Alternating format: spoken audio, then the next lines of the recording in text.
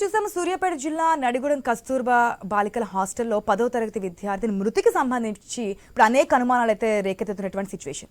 తను సూసైడ్ చేసుకుంది అంటూ కూడా హాస్టల్ నిర్వాహకులు చెప్తున్నారు. ఇది సూసైడ్ లాగా లేదు, కావాలని ఎవరో చంపేసి ఈ విధంగా చిత్రీకరిస్తున్నారు, మీరు ఎట్లా ధృవీకరిస్తారంటూ కూడా క్వశ్చన్ చేస్తున్నటువంటి సిచ్యువేషన్ కనిపిస్తోంది. దీనికి సంబంధించి పూర్తి అప్డేట్స్ మా ప్రతినిధి కిరణ్ ద్వారా తెలుసుకుందాం.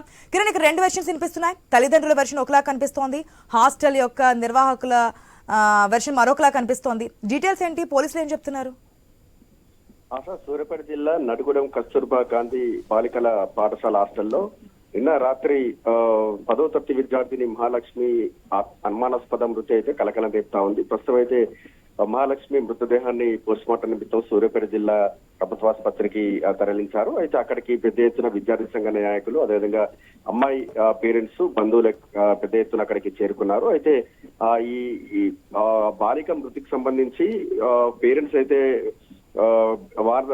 భిన్న వాదనలు అయితే వినిపిస్తా ఉన్నారు. అయితే హాస్టల్ నిర్వాహకులు మాత్రం అమ్మాయి సూసైడ్ చేసుకుందని చెప్తుండగా పేరెంట్స్ మాత్రం అది ఆత్మహత్య కాదు, హత్య అని కూడా వాదనలు అయితే వినిపిస్తా ఉన్నారు.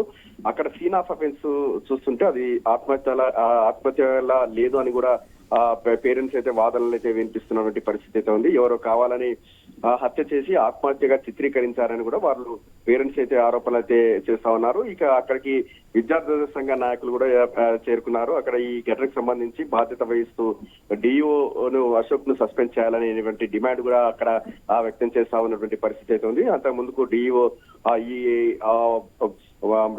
మృతికి సంబంధించి, అంటే బాలిక మృతికి సంబంధించి కుటుంబ కారణాలతో ఆత్మహత్య చేసుకుందని కూడా ఆయన ఒక ప్రకటనతో కూడినటువంటి